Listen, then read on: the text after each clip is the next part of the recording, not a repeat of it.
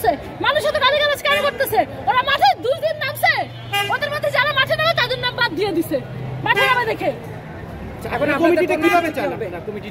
কমিটিতে রিফাত রশিদকে থাকতে হবে, প্রাইভেটের একজন থাকবে, মহানগরের 20% থাকবে, পুরো প্রাইভেটের 40% থাকবে, তারপর হচ্ছে পাবলিক যেগুলো আছে ওইখান থেকে 20% থাকবে। প্রত্যেকটা জায়গার স্টেক হোল্ডার হতে হবে। আপনি কি পূর্বে এই প্রস্তাবটি তাকে দিয়েছিলেন? তারা আমাদের সাথে বসেই নেই, এটা তো হঠাৎ করে ওরাই তারা তাদের মতো সব করছে। আমরা যখন খবর পাইছি, অবশ্যই এটা দাবিয়ানদের বৈষম্য, এটা বা বৈষম্য বিরোধের বৈষম্য না, এটা দাবিয়ানদের বৈষম্য। স্পষ্ট বলে দিতে চাই, আপু জানতে চাই ছোট করে এর পিছনে কোনো চক্রান্ত আছে? সেটা তো তারা জানে, তাদেরকে জিজ্ঞেস করবেন। দাবিয়ান যারা এইসব গেম খেলছে তাদেরকে জিজ্ঞেস করবেন তাদের চক্রান্তকে।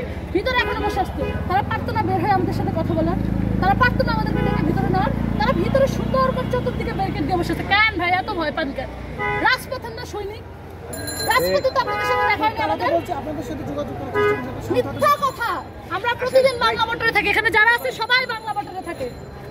আমরা 4টা পর্যন্ত প্রাইভেট বসে আছিলাম তাদের সাথে কথা বলার জন্য, কমিউনিকেট করার জন্য, তারা করে নাই।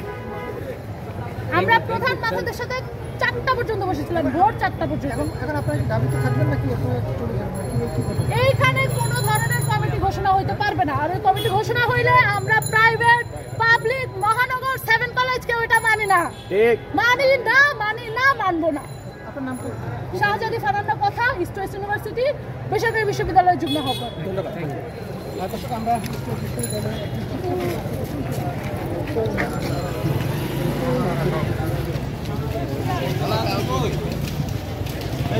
নাসির ভাই,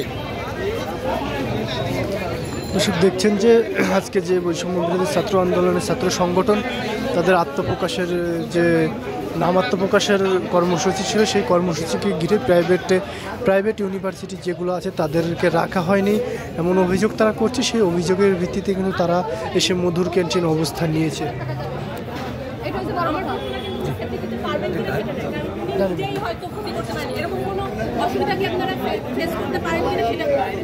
আমি এখনো পাইনি, আর ফিউচারেও মানে আশা করি না।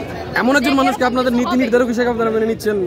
হ্যাঁ, মানে আপু যেটা বললো তার বিষয়ে যে এটা, এমন একজনকে আপনাদের নীতি নির্ধারক হিসাবে আপনারা মেনে নিচ্ছেন, একটু কন্ট্রোভার্সিয়াল, আপনারা জানেন। হ্যাঁ, এছাড়া কি আর কোনো অপশন আপনাদের নাই কিনা, মানে আপনার হাতে আর কি এই মুহূর্তে?